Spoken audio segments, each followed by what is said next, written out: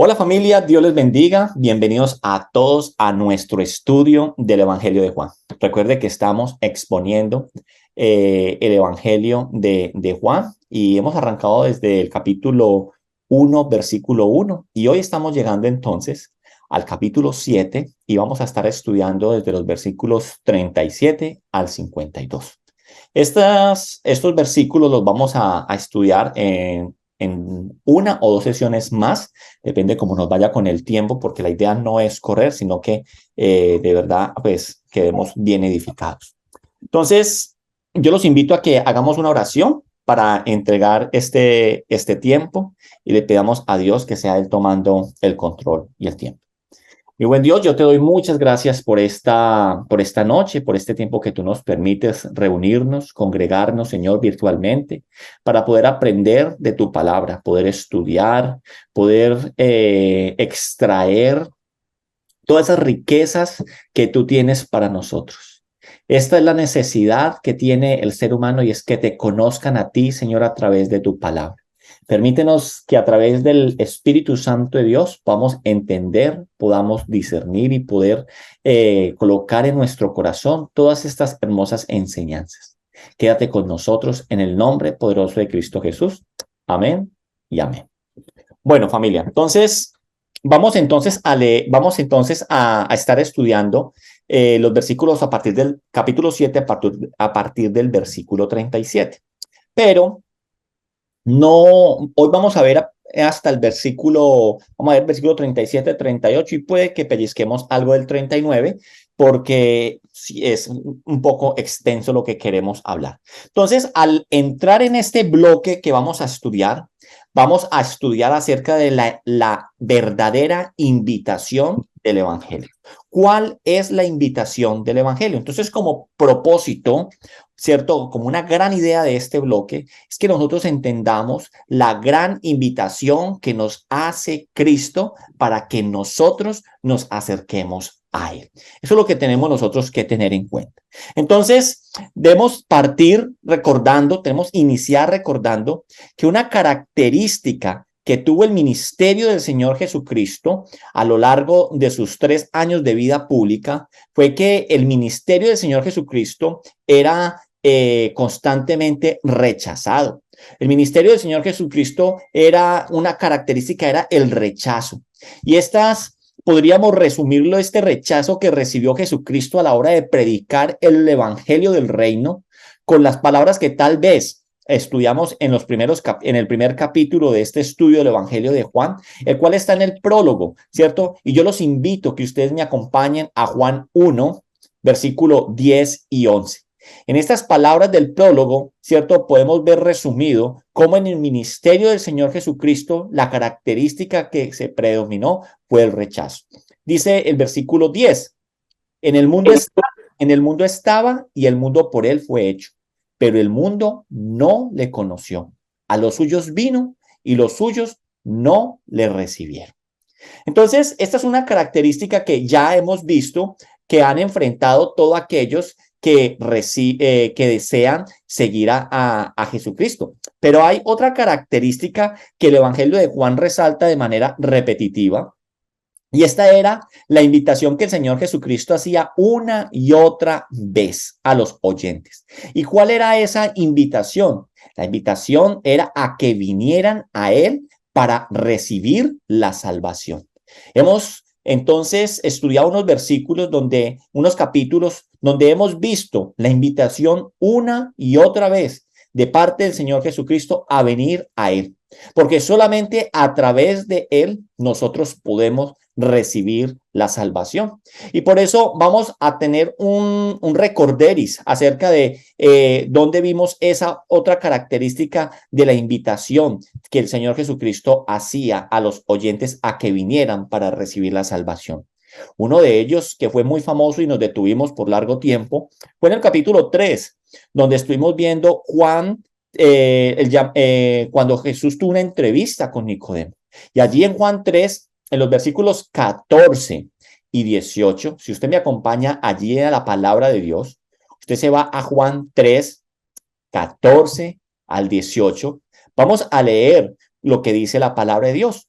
Y como Moisés levantó la serpiente en el desierto, así es necesario que el Hijo del Hombre sea levantado, para que todo aquel que en él cree no se pierda, mas tenga vida eterna.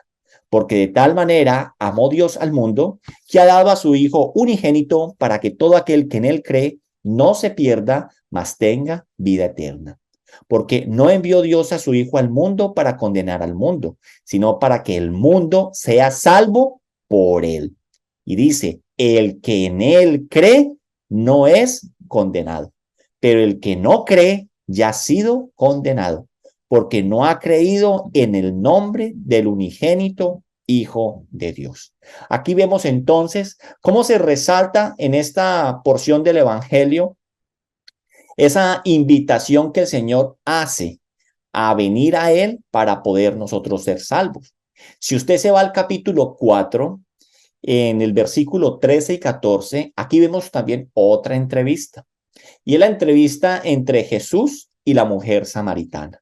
Y aquí, en la mujer samaritana, cuando usted está en el versículo 13, lo leemos, dice, respondió Jesús y le dijo, cualquiera que bebiere de esta agua volverá a tener sed. Mas el que bebiere del agua que yo le daré, no tendrá sed jamás, sino que el agua que yo le daré será en él una fuente de agua que salte para vida eterna. Entonces, nuevamente Jesús hace una invitación a la mujer samaritana para que venga y beba de él, y dice, para que salte agua para vida eterna al acercarse a él. Aún también no fue solamente a Nicodemo y a la samaritana, sino que también le hizo un llamado a los líderes religiosos de la época. En Juan 5:24 vemos cómo esa invitación que Jesús les hace y les dice, de cierto os digo, el que oye mi palabra y cree al que me envió, tiene vida eterna y no vendrá a condenación, mas ha pasado de muerte a vida. Yo recuerdo cuando estudiábamos este versículo y era grandioso. Y esto se lo decía ¿a quién? A los líderes religiosos judíos. Y en esto fue lo que a ellos les levantó tanta rabia y tanto odio hacia Jesucristo. Por eso, entonces quiero terminar en Juan 6:35. Aquellos en Galilea que también Jesús les hizo esa invitación, ¿cierto? Esa invitación que el Señor hace a venir para poder recibir la salvación. Y dice allí, aquellos en Galilea, a los cuales lo seguían por los intereses, por un interés temporal. Recuerde cuando Jesús confrontó allí en Juan 6:35, cómo confrontó a estas personas. Y él les dice, Jesús les dijo, yo soy el pan de vida.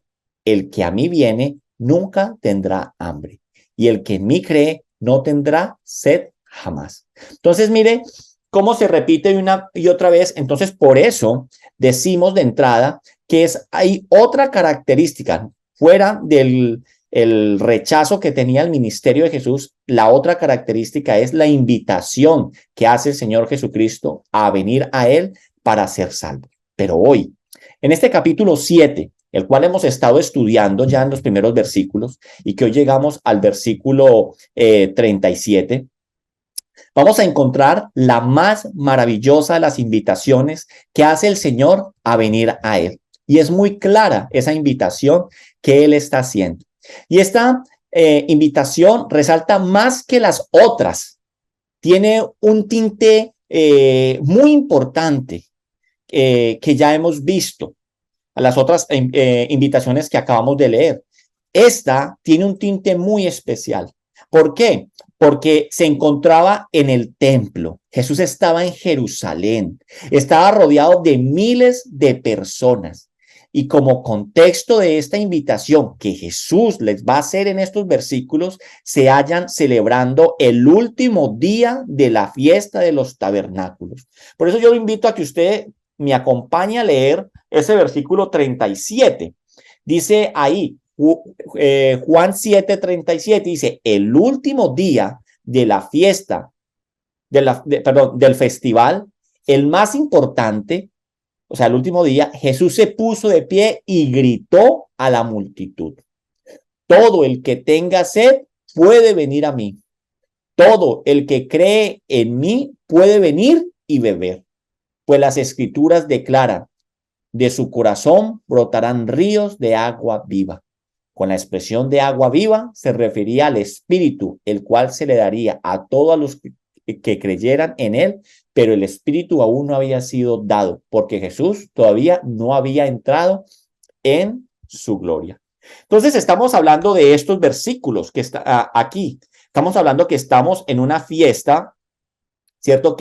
En la cual están celebrando y Jesús hace esta invitación. Una fiesta que está llena, esta fiesta es la fiesta de los tabernáculos. Sabemos que Él está en la fiesta de los tabernáculos. Él subió allí y han pasado cosas maravillosas en este capítulo 7, que si usted no lo ha escuchado completamente, lo invitamos a que en nuestro canal de YouTube, usted puede escuchar todos los temas que hemos dado acerca de este capítulo 7, que está en torno a esta fiesta de los tabernáculos.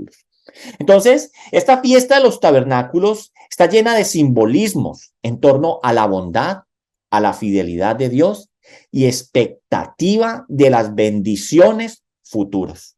Ojo, porque siempre que ellos celebraban estas fiestas, ¿cierto? Tenían una expectativa de las bendiciones futuras de Dios hacia su pueblo en torno a la venida de aquel que era el esperado, el Mesías. Entonces, dijimos en nuestra última sesión que más adelante íbamos a hablar acerca de lo que era la fiesta de los tabernáculos, a la fiesta que Jesús estaba asistiendo. Así que antes de entrar a estudiar la invitación que nosotros vamos a encontrar en estos versículos del día de hoy, del 37 al 39, ¿cierto? Antes de entrar a estudiar esta invitación que el Señor realiza, primero quiero que veamos en qué consiste la fiesta de los tabernáculos, porque esto nos va a dar a nosotros un panorama muy importante con respecto a la invitación que Jesús está haciendo allí. Debemos entender en esta fiesta de los tabernáculos en qué consistía y cuáles eran los rituales que se llevaban a cabo en dicha fiesta y en particular en este último día del cual nos está hablando el versículo 37, que nos dice que era el día más importante.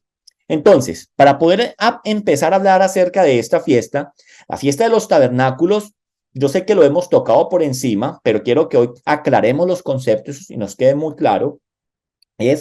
La fiesta de los tabernáculos era un recordatorio del recorrido que el pueblo de Israel había hecho por 40 años en el desierto, ¿cierto? Que el pueblo había tenido que caminar antes de que entrara a la tierra prometida. Y lo que recuerdan en estas fiestas es cómo en medio de ese recorrido Dios los había protegido y sostenido, y Dios había sido fiel con su pueblo a pesar de las infidelidades que este pueblo tenía. Así que esta fiesta era para recordar esos 40 años en los cuales ellos estuvieron en el desierto y recorrieron, ¿cierto?, protegidos de parte de Dios, que Dios los sostuvo y que a pesar de sus infidelidades, Dios siempre fue fiel para con este pueblo. En dicha fiesta, entonces, las personas en Jerusalén lo que hacían era enramadas o hacían unas casas, o también la llaman la fiesta del Sukkot, ¿cierto? Y esto lo que hacía son unas enramadas o unas casas o unas chozas que les recordaban cómo el pueblo había vivido en dicho peregrinaje. Hacían unas representaciones de esas casas que ellos hacían en medio del desierto. Y en esa semana que duraba la fiesta, las personas habitaban en ella.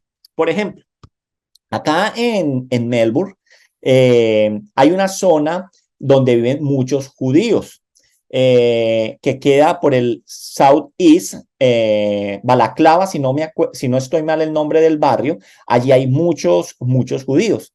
Nosotros vivíamos en un barrio mucho más abajo, y cuando nosotros pasábamos por ese barrio en los meses donde se celebraba el Sukkot, que eso es aproximadamente en octubre, nosotros podíamos ver en las casas de los judíos, en la parte de afuera, cómo ellos hacían sucots, cómo hacían chozas. Y ellos van, yo no sé si quedarán ahí, amanecerán, pero sí van, comen, comparten y tienen un compartir allí. Y me imagino que oran y le dan gracias a Dios y recuerdan lo que esta fiesta estaba recordando.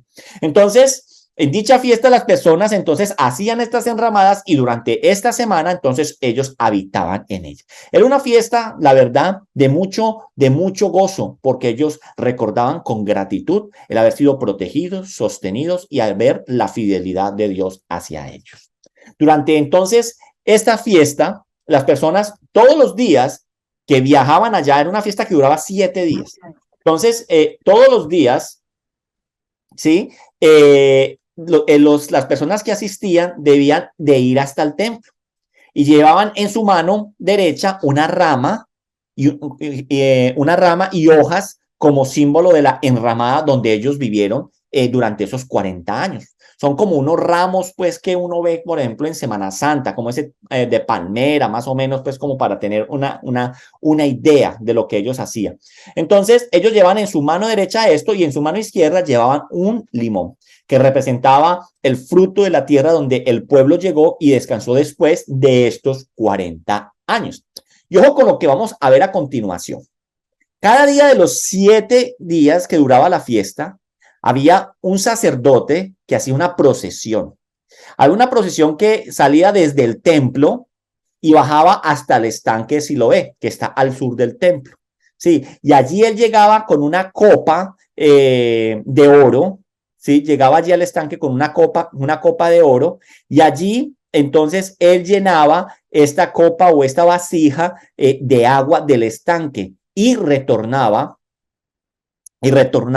al templo, ¿cierto? Una copa no, sí, como si una copa, una cubeta, un balde, pues por decirlo así, de oro, y tomaba agua de allí de aquel estanque de Siloé, que tiene fama también el estanque de Siloé por algunas sanaciones que se hicieron allí, y volvían al estanque, perdón, al templo y retornaban al templo.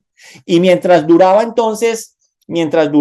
la procesión de regreso al templo, las personas del pueblo que acompañaban esta procesión recitaban una porción del libro de Isaías.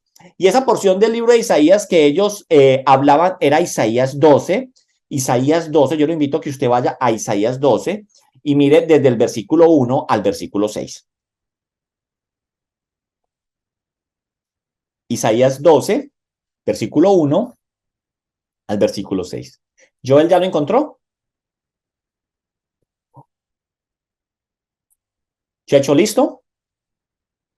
Dice entonces Amén. la palabra de Dios lo siguiente: en aquel día dirás, cantaré a ti, oh Jehová, pues aunque te enojaste contra mí, tu indignación se apartó y me has consolado. He aquí, Dios es salvación mía, me aseguraré y no temeré, porque mi fortaleza y mi canción es Jehová, quien ha sido salvación para mí.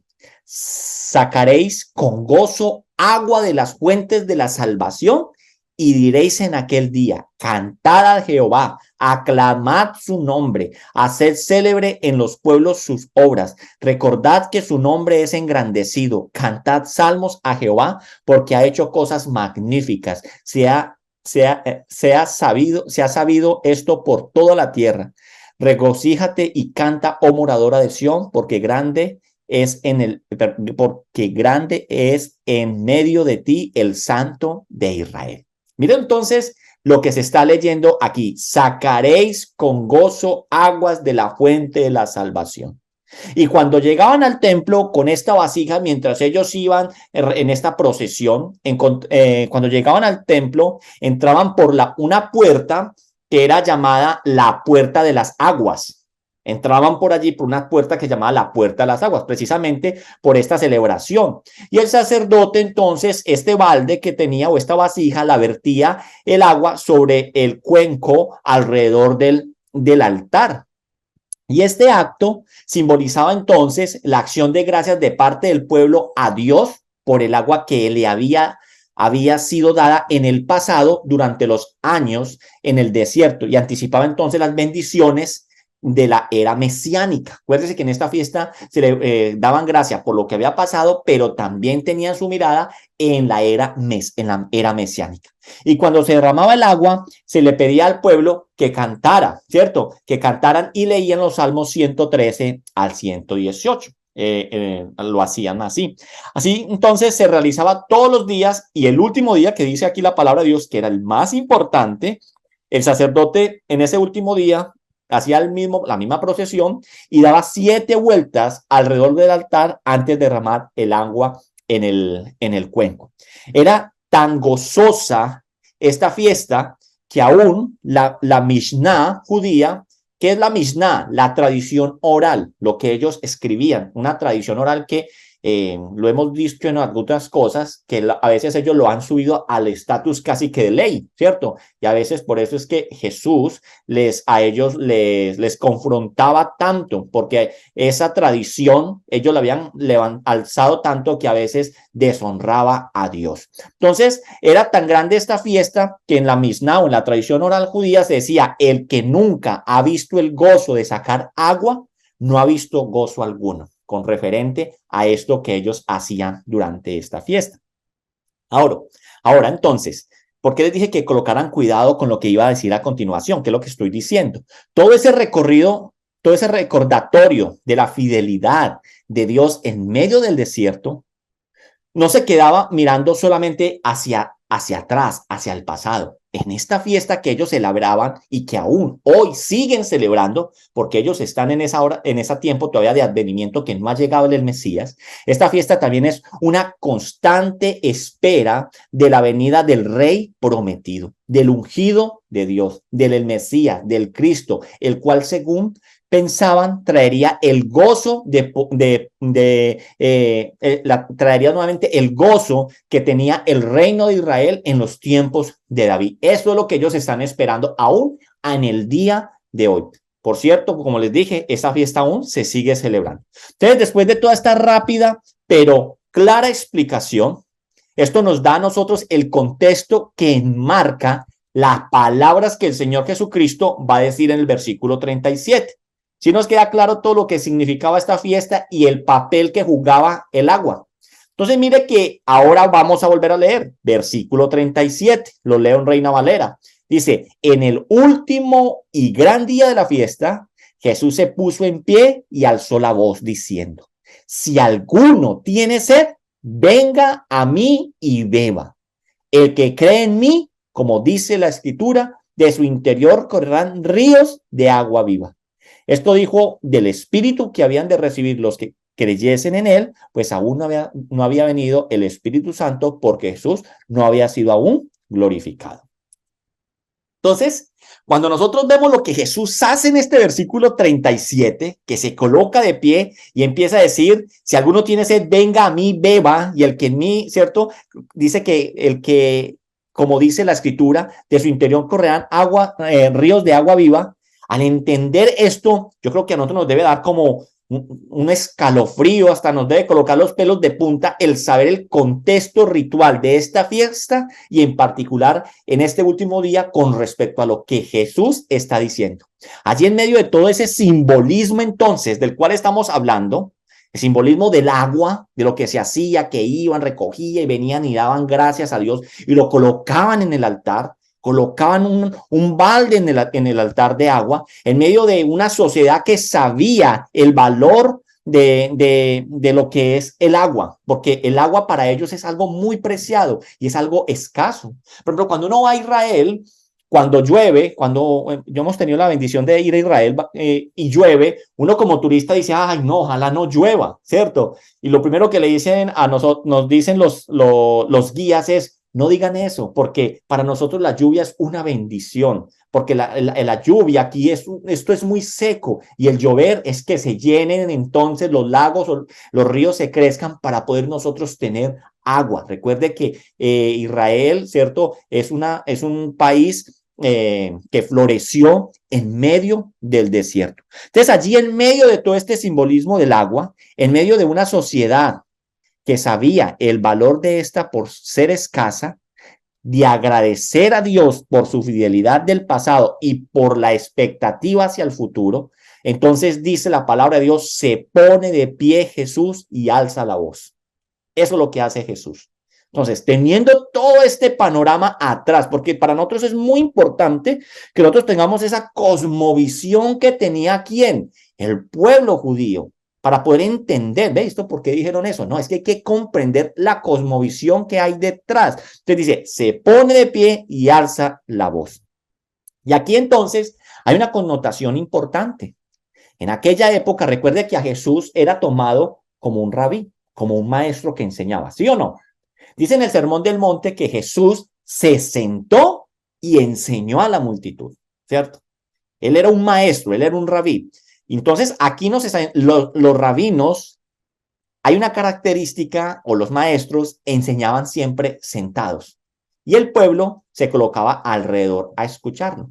Pero aquí, el Señor en medio de este último día de la fiesta, rodeado de miles de personas, dice, se para y grita, y dice, si alguno tiene sed, vengan a mí y beba. Eso es lo que Jesús está diciendo. Parado, grita esto, teniendo la connotación que acabamos de explicar. Entonces, si las anteriores invitaciones que vimos al principio, ¿cierto? Que había hecho a Nicodemo, a la mujer samaritana, ¿cierto? A los judíos religiosos, a los en la zona de la Galilea. Las invitaciones anteriores, el Señor había realizado una invitación limitado a una persona o a un grupo específico de personas. Y ojo con lo que voy a decir acá también, que es muy importante.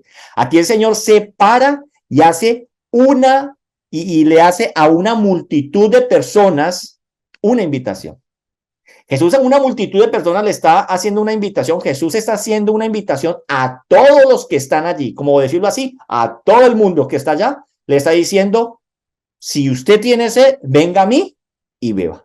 Y lo que hace entonces el Señor es proclamar lo siguiente: yo soy el cumplimiento de dicho simbolismo que nosotros estamos celebrando en este séptimo día de esta fiesta de los tabernáculos. Yo soy el cumplimiento de esa simbología, porque el que venga a mí, ¿cierto? Y beba, porque yo soy el agua para vida eterna. Así que entonces, familia, entendemos el impacto que estas palabras que el Señor Jesucristo está diciendo ocasionaron en medio de ese pueblo. O sea, Jesús está diciendo, yo soy el cumplimiento de este simbolismo. ¿Sí? Al pararse y decir eso, entonces, claro, por eso es que Jesús peleaba con los religiosos de la época, porque ellos no creerían en él, y ellos están esperando un Mesías que viniera y restableciera la gloria de Israel, pero Jesús no había hecho nada de eso. Jesús los confrontaba con la palabra y los confrontaba y les decía que eran hipócritas y les decía que estaban desviados, les decía que su corazón estaba apartado de Dios. Entonces, eso es lo que el Señor dijo. Entonces, imaginémonos no más en nuestras mentes lo que estas palabras pudieron haber ocasionado en la mente de este pueblo que estaba allí.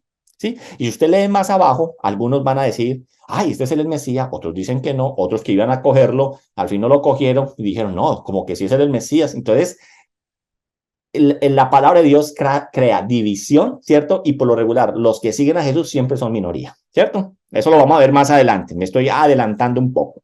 Entonces, vamos a ver dos puntos ya para finalizar, todavía faltan, pero ya para que entendamos. Antes de entrar a estudiar esta invitación que el Señor está haciendo aquí, el de venir, ¿cierto? El de, si alguno tiene sed, venga a mí y beba. Antes de entrar a estudiar esta invitación del Señor, quiero resaltar precisamente lo que aquí el Señor se atribuye. Quiero resaltar esto del cumplimiento del simbolismo de lo que el Señor está diciendo aquí, ¿cierto? Que dijimos, yo soy el cumplimiento. En palabras más sencillas, Jesús se paró y dijo, yo soy el cumplimiento de este simbolismo. Entonces, entendamos que Jesús es el cumplimiento de todo lo que simbolizaban las fiestas judías. Jesús es el cumplimiento del día de reposo. Jesucristo es el cumplimiento del sistema sacrificial. Jesucristo es el cumplimiento del tabernáculo. Jesucristo es el cumplimiento del templo. Jesucristo es el cumplimiento de la dieta, de lo que comían y bebían. Todo esto que el pueblo de Israel tenía por sagrado y que apuntaba hacia algo por venir, se cumplía plenamente ¿en quién? En Cristo Jesús. Jesús entonces encarna ese simbolismo. Miremos algo. Pablo, escribiéndole a la iglesia de Colosas, váyase a Colosenses 2, 16, 17. Pablo escribiéndole a la iglesia de Colosas les dice que no se dejen molestar de parte de los judíos cristianos, que les decían que debían cumplir todas las festividades y rituales que Dios había puesto a cumplir al pueblo. Pablo los está amonestando con respecto a eso. Colosenses 2, 16, 17. Nueva versión internacional, leo. Dice, así que nadie los juzgue a ustedes por lo que comen o beban. ¿Qué es esto? La dieta. O con respecto a los días de fiestas religiosas. ¿Qué es esto? Las fiestas judías. De la luna nueva, inicio de año. El día de reposo, es Shabbat. Todo esto es una sombra de las cosas que están por venir. La realidad se halla en Cristo, ¿cierto? Esto es lo que está diciendo Pablo aquí. Y en pos de su venida en santidad, el apóstol Pablo le dice a los corintios lo siguiente, Primera de Corintios 5:7. Primera de Corintios 5:7. Les habla acerca de limpiados, pues, de la vieja levadura, para que seáis nueva masa, sin levadura como sois, porque nuestra Pascua, que es Cristo, ya fue sacrificada por nosotros. Oh, familia, entonces resalto esto porque hoy en día escucho con asombro, aún, o vemos con asombro, o equivocadamente también caíamos en el error, ¿cierto? Muchas veces de impulsar o de celebrar las fiestas judías o rituales judíos. ¿Qué sentido tiene esto? Ninguno, porque al entender lo que la palabra de Dios dice, ¿cierto? No se debe celebrar ninguna de esa fiesta, porque ¿es acaso Cristo no es el cumplimiento pleno de la promesa del Antiguo Testamento? ¿Cierto? Cuando uno ve un tipo de fiesta como la que estamos hablando de los Sukkot o de los tabernáculos, a la hora de mostrarle a la feligresía es mostrarles Jesús es el cumplimiento, pero no ir y celebrar, ¿cierto? No ir y hacer allá un Sukkot para que usted vaya y se meta allá, ¿cierto? Sino llevar a que la gente entienda que Jesucristo es el cumplimiento pleno de las promesas del Antiguo Testamento, que Jesucristo es el cumplimiento pleno de todas las fiestas que representaban en la vida del judío, el día de reposo, el sistema sacrificial, el tabernáculo, el templo, la dieta, todo este tipo de cosas. El apóstol Pablo dice a la iglesia en Corintio, 2 Corintios 1:20, ¿qué les dice Pablo en 2 Corintios 1:20? Les está hablando a ellos muy claramente. Todas las promesas que ha hecho Dios son en sí en Cristo. Así que por medio de Cristo respondemos amén para la gloria de Dios. Nueva versión internacional. Esto nos está diciendo a nosotros Pablo a través de lo que le dice a esta iglesia de Corinto. Todas las promesas que se han hecho, que ha hecho Dios son sí en Cristo. O sea, Cristo es el cumplimiento de la promesa. Ahora, en el capítulo 6 de Juan, estudiamos que el Señor ya ha enfatizado esta verdad, que Él es el cumplimiento. Recuerde cuando estudiamos el versículo 48 y 51 de Juan, cuando hablábamos de yo soy el pan de vida. Dice en el versículo 49, vuestros padres comieron el maná en el desierto y murieron. Este es el pan que descendió del cielo. ¿De quién está hablando? De Él.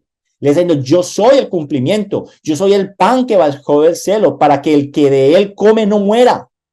Yo soy el pan vivo que desciende del cielo. Si alguno comiere de este pan, vivirá para siempre. Y el pan que yo daré es mi carne, la cual yo daré por la vida del mundo. Entonces, aquí en el capítulo 6, en los versículos 48 a 51, el Señor Jesús, ya estudiamos, estaba enfatizando en esta verdad de que Él es el cumplimiento de las promesas de Dios. Ahora, en este capítulo 7, dice,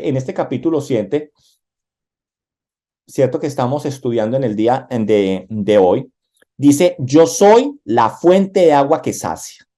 Jesús está diciendo, yo soy la fuente de agua que sacia.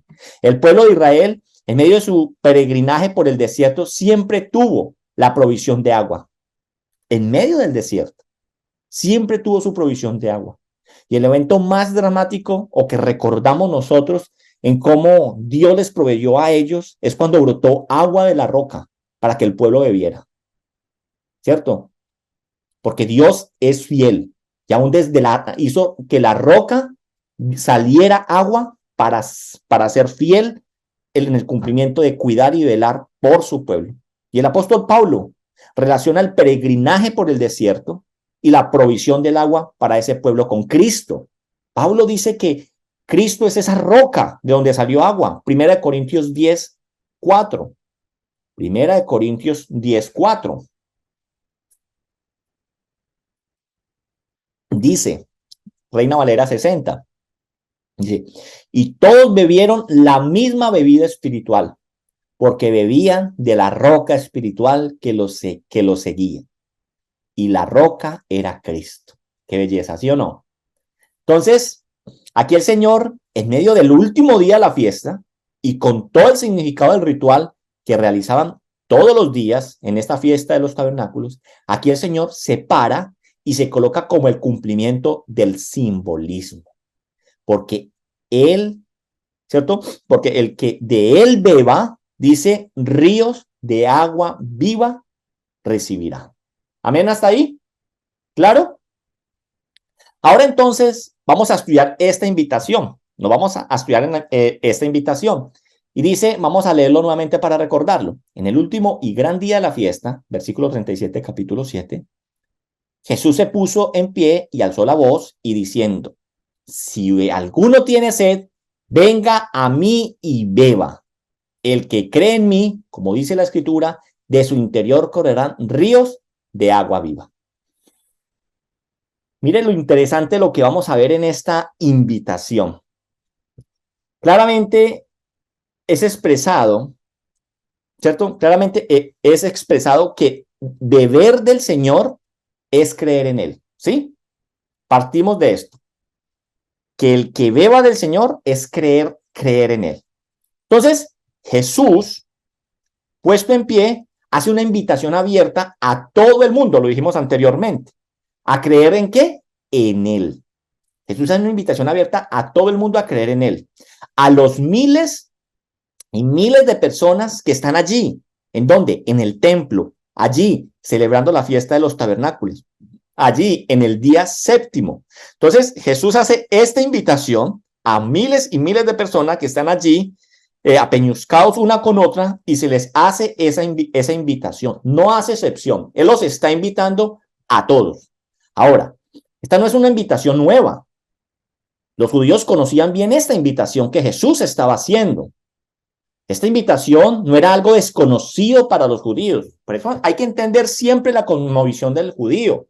Ellos conocían esta promesa que Jesús está invitando a ellos que vengan. Vámonos a Isaías 55:1-3. Isaías 55:1-3. Isaías 55:1-3. ¿Llegamos? ¿Sí? Isaías 55:1-3 dice, a todos los sedientos, venid a las aguas, y los que no tienen dinero, venid, comprad y comed. Venid, comprad sin dinero y sin precio, vino y leche. ¿Por qué gastáis el dinero en lo que no es pan y vuestro trabajo en lo que no sacia? Oídme atentamente, comed del bien y se deleitará vuestra alma con grosura. Inclinad vuestro oído y venid a mí. Oíd y vivirá vuestra alma. Y haré con vosotros pacto eterno, las misericordias firmes a David. Los judíos entonces relacionaban esta invitación que Jesús estaba haciendo allí con esto que acabamos de leer. Ellos saben que lo que está haciendo el Señor es una invitación abierta, una invitación como la está haciendo en Isaías 55:1-3. Él está llamando a todos los sedientos. Bien, entonces, esta es una invitación abierta y para que nos quede un concepto de teología, esto de esta invitación abierta, teológicamente es conocido como el llamamiento general. Si usted quiere escribir eso por ahí para que lo busque después. El llamamiento general, esa invitación abierta a todo el mundo. Y esto es que entonces este llamamiento general es que todos los que escuchan el mensaje del evangelio tienen esa oportunidad, la oportunidad de ir al Señor. ¿Sí? Pero, hay un pero, ¿cierto? Pero, aunque la invitación es abierta a todo el mundo, tiene una condición. Jesús está haciendo una invitación a todo el mundo y el evangelio es una invitación a todo el mundo. pero tiene una condición. ¿Y cuál es esa condición? Si usted me acompaña a leer nuevamente ese versículo, ¿cierto? Dice la palabra de Dios, en el último gran día de la fiesta, Jesús se puso de pie y alzó su voz diciendo, si alguno tiene sed, venga a mí y beba. Entonces, ¿cuál es la condición que Jesús está haciendo aquel al cual está llamando? Si alguno tiene sed. ¿Cierto? Entonces, esa condición es que las personas deben de tener sed. Si alguno tiene sed. Así que entonces, venir a Cristo solo es impulsado por aquel que es consciente de su estado, un estado de necesidad, un estado sediento, un estado hambriento. Nadie, dice, nadie desea o deseará a Cristo Jesús a menos que sea consciente cuál es su estado. Entendamos eso. Nadie desea o deseará a Cristo Jesús a menos que sea consciente cuál es su estado. Hay una frase de James Montgomery. James Montgomery dice, excepto si, abro comillas, excepto si uno sabe que es pecador, nunca querrá ser salvo. Excepto si se da cuenta de que está perdido, nunca querrá ser hallado. Excepto si está consciente de una gran carencia espiritual en su vida, nunca querrá acudir al Señor para que le sea suplida aquella necesidad. Entonces, nadie desea o deseará a Cristo Jesús a menos de que sea consciente cuál es su estado. Un estado de miserable enemistad con Dios. Tenemos que entender eso. Esta frase, si les gusta, se las voy a colocar en el chat para que la tengan. ¿Listo? Ahí fue. Entonces, ¿cuál es nuestro estado? Un estado de enemistad con Dios. Y solo somos conscientes de ellos, ojo con esto, cuando el Espíritu Santo de Dios ilumina nuestro ser y nos permite ver en las Escrituras nuestro estado de incapacidad de cumplir la voluntad de Dios. El apóstol Pablo lo expresa claramente en Romanos 3:20, que dice, ya que por la obra de la ley ningún ser humano será justificado delante de él, porque por medio de la ley es el conocimiento del pecado. Romanos 3:20 nos está hablando eso. La ley de Dios entonces es un espejo para mí, el cual me muestra lo terrible de mi estado. Así que entonces, querida familia, la invitación es abierta. La invitación que Jesús está haciendo es abierta, pero solo responden a esa invitación los que son conscientes de su necesidad. Solo los hambrientos, solo los sedientos van a atender a esa necesidad. Y aquí vemos el primer aspecto entonces de lo que realmente es la fe que lleva a la salvación. Acá yo no estoy hablando de una fe que muchas veces la hemos malinterpretado, la fe en uno mismo, la fe en la fe que tengo en el poder de mis palabras, porque muchas veces decimos que es declarando con nuestras palabras porque nuestras palabras tienen poder y entonces usted lo declara porque tiene fe porque va a suceder. Entonces, yo no estoy hablando de esa fe. Aquí nosotros tenemos que mirar que aquí vemos el primer aspecto de la fe que lleva a la salvación. Y el primer aspecto de la fe que lleva a la salvación, ¿cierto? Es esa fe, como dice ahí Joel, una fe salvífica, ¿cierto? El primer aspecto de la fe salvífica es conocer. Lo que los teólogos latinos llamaron como notitia, ¿cierto? Conocer por medio de la escritura que estoy destituido de la gloria de Dios. Eso es lo que es esto. El conocer este es el primer paso de la fe salvífica, conocer por medio de la escritura que estoy destituido de la gloria de Dios. Entonces muchas veces nosotros podemos decir, es que tenemos que predicar la necesidad de la gente, tenemos que predicar aquellos que están problemas familiares, laborales, sentimentales, ¿cierto? Problemas económicos, eso es lo que hay que predicar, ¿no? O sea, y yo digo, ¿cuál es la verdadera necesidad del ser humano? Predicarles la verdad, para que conociendo la escritura, ¿cierto? Se den cuenta entonces de que están destituidos de la gloria de Dios y entonces, se le tienen sed y pueden entonces ir a Dios. Así que la invitación va más allá. Después de conocer nuestro estado, sabemos que necesitamos un Salvador. O sea, cuando nosotros sabemos que estamos destituidos, que estamos de la gloria de Dios, nosotros tenemos que conocer que necesitamos un Salvador, ¿cierto?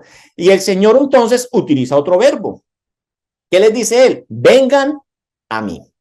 El resultado entonces del conocimiento que ahora tenemos, ¿cuál? Que estoy destituido de la gloria de Dios, trae una acción que muestra que estoy de acuerdo con lo que conozco. Entonces, como yo sé que estoy destituido de la gloria de Dios, entonces, como estoy apartado de Dios, entonces busco a Dios. Busco a Dios. Que necesito ir a Dios. Gálatas 3:24. Gálatas 3:24 nos dice lo siguiente. Así que la ley vino a ser nuestra guía encargado de conducirnos a Cristo para que fuéramos justificados por la fe. Gálatas 3:24. Entonces, cuando nosotros vemos esto, un actuar conforme a dicha verdad, cuando usted entiende esa verdad de lo que usted es y actúa en dicha verdad, los teólogos lo llaman el asentamiento, ¿cierto? Se llama en latín, se llama ascensus, que es asentamiento. Y por último, otro verbo es beba y beba. Y entonces, fe es confiar y venir a Cristo. Y beber de él es confiar plenamente en él, ¿sí? Entonces, fe es confiar y venir a Cristo, pero beber de él es confiar plenamente en él. Yo sé que tú eres la única fuente de vida eterna. Lo que cuando nosotros vivimos esto, los teólogos lo llaman como la fiducia, ¿cierto? Lo llaman la fiducia, que es confiar plenamente en su ser, ¿cierto? Por algo, por ahí, saben ustedes que es una fiduciaria, ¿cierto? Entonces, de ahí viene esa palabra, por eso es un término latino. Entonces, bebo de él porque confío plenamente, ¿quién? En él. Así que, aunque esta invitación, familia, es abierta, no es para todo el mundo. Es solo para los que son conscientes de su estado y conforme a ello acuden a Cristo. Ojo que esta frase es muy importante. Sí, el evangelio se anuncia a todo el mundo, pero no todo el mundo, ¿cierto? Va a venir a beber. No todo el mundo va a venir. Usted puede decir, predíquele a todo el mundo, pero es solo para aquellos que son conscientes de su estado y conforme a ellos acuden a Cristo. Ahora bien, esto es una obra, esto de ser conscientes, es una obra que solo el Espíritu Santo de Dios hace en nuestro ser. Solo el Espíritu Santo de Dios lo hace. Juan 16. Vamos a Juan 16, 7 y 8. Juan 16, 7 y 8. Dice. ¿Estamos bien ahí ya? Dice, pero yo os digo la verdad. Os conviene que yo me vaya, porque si no me fuere, el Consolador no vendría a vosotros. Mas si me fuere, os lo enviaré. Y cuando Él venga, convencerá al mundo de pecado, de justicia y de juicio. ¿Cómo les parece eso? Así que entonces, esta labor de ser conscientes de nuestro estado solamente es una labor del Espíritu Santo. Entonces, tenemos que entender para qué es el Espíritu Santo de Dios. Muchas veces lo hemos encasillado en cosas que no es, no me canso de repetirlo. Aunque muchos digan que es que queremos apocar el Espíritu Santo, lo más bien lo que queremos es resaltarlo y darle el puesto verdadero que tiene dentro de la Trinidad y a lo que verdaderamente es para el creyente.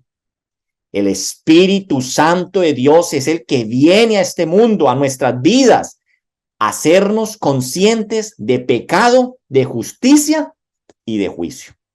Es decir, aquellos que han recibido una vida espiritual y entienden el mensaje de las Escrituras. Eso es lo que nos está diciendo aquí.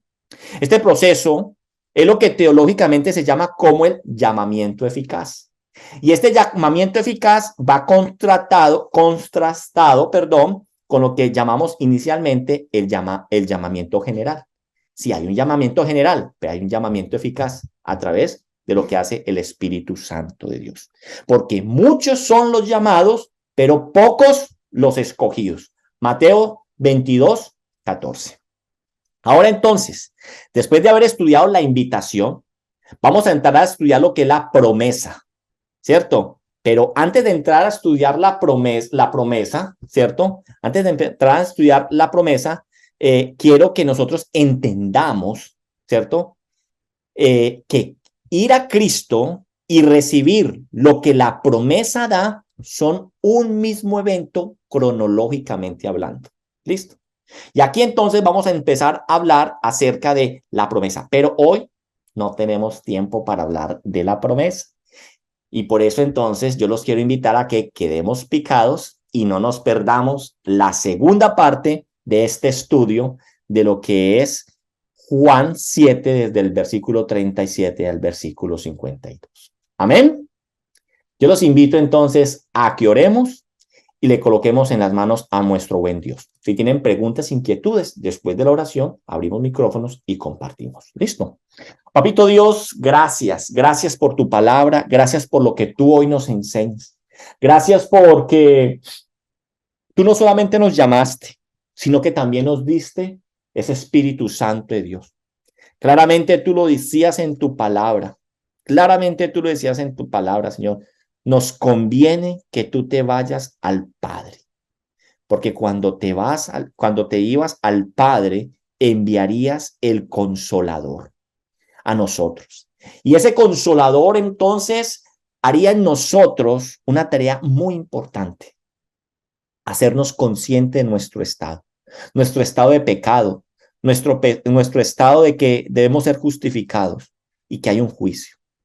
Entonces, gracias, mi buen Dios, porque gracias a eso hoy puedo decir: necesito un Salvador, necesito la roca firme, yo necesito ir a beber, soy un hambriento, soy un sediento, y este conocimiento solamente me lo da a mí el Espíritu Santo cuando entiendo en las Escrituras y miro la ley y veo mi impotencia de poderla cumplir, y que el único camino para yo poder cumplir y tener una relación con Dios es a través de Cristo Jesús, porque es imposible a través de mis obras, es imposible a través de yo querer hacer las cosas bien, porque en mí hay una naturaleza que no, me lo impide.